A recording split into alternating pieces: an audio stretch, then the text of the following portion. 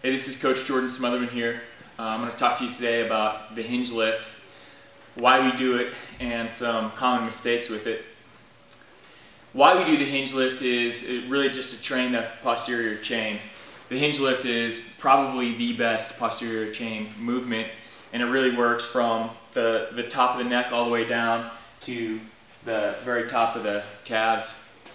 And the hinge lift is different than the deadlift, mainly in just the setup, the initial position that you're going to move the bar from the deck with. So we start teaching athletes when they first come in, we really start with a simple exercise to show them how to drop their chest while keeping their spine vertical and then keeping their hips and knees in a relatively fixed position.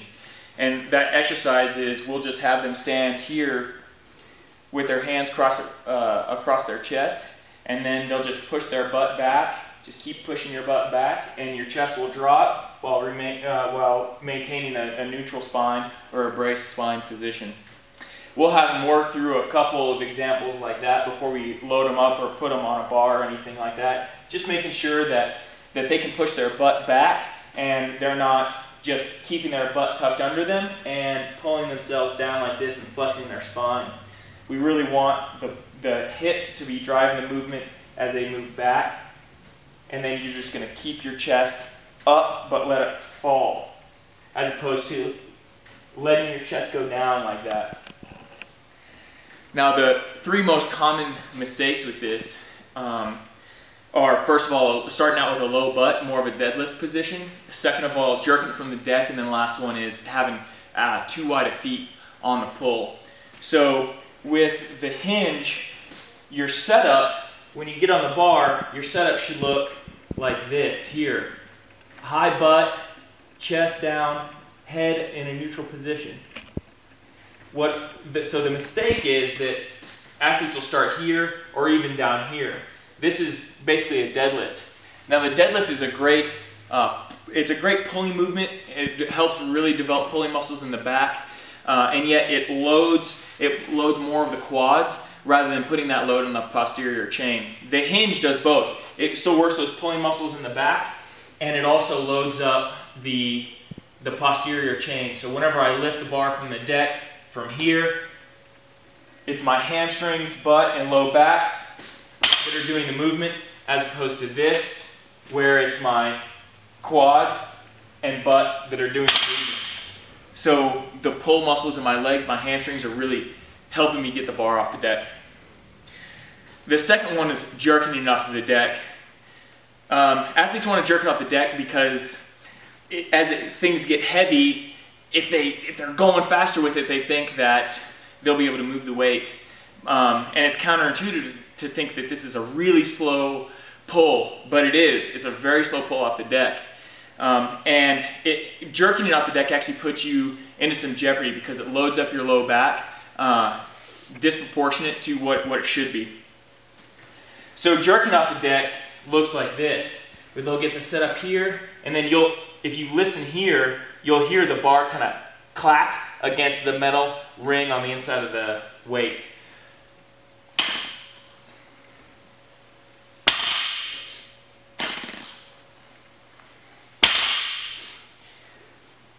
So why is jerking it off the deck bad? Well, if the bar is heavy and I have a high butt position already and I jerk it off the deck, I could get into this position where my legs are straight, so my hips are all the way up high as they can. I can't generate any more power from my butt, and so now all of that load is being transferred onto my spinal erectors here in my back. And so I go here, and then I break here, and now I'm picking it up like this. And I'm also trying to lift it with my arms, lift the weight off the deck with my arms rather than my legs. So I'm putting my low back in jeopardy, and I'm also trying to lift with a muscle that just simply can't do it, muscles that simply can't bear the load. Really the way that you want to do it whenever the bar gets really heavy is to think about pulling it really slow. In your setup here, to prevent yourself from jerking off the deck, you get your butt in position, take a deep breath, and then as you pull your shoulder blades back into position here, you'll actually pull out that slack. And then you start with a slow pull to pull out the bend of the bar, and then you can come up. And it should be so slow off the deck that it kind of surprises you that you've already pulled the bend out, and now you're moving up with the bar. It also allows you to really slowly generate tension throughout your butt, hamstrings, and low back, so that at no point is one going to be overloaded and then want to break or want to flex over. And then the last movement here is wide feet. So I'm going to spin the bar around real quick. So that an ideal setup here is with your feet pretty narrow. It kind of depends on your hip width. A guy with wider hips would stand a little bit wider. But this is about relative to my hip width. You can see where my feet are. For me, it works out that if I have the outside of my feet just on the inside of the rough part, that's about the ideal setup for me. Again, a guy who are wider, maybe not that much, but probably not much more. And you'll feel, whenever you press up, you'll kind of feel yourself press the floor out a little bit, kind of spread the floor a little bit. That's okay, that's good. And then my grip is going to be a little bit narrow too, narrower than, say, what I'd have on a front squat. But the tendency is for athletes to get out here like this, where their feet are basically, the outside of their feet are right on the inside of their hands. And so when it gets heavy, they want to pick it up like this. And the issue with that is knee dive.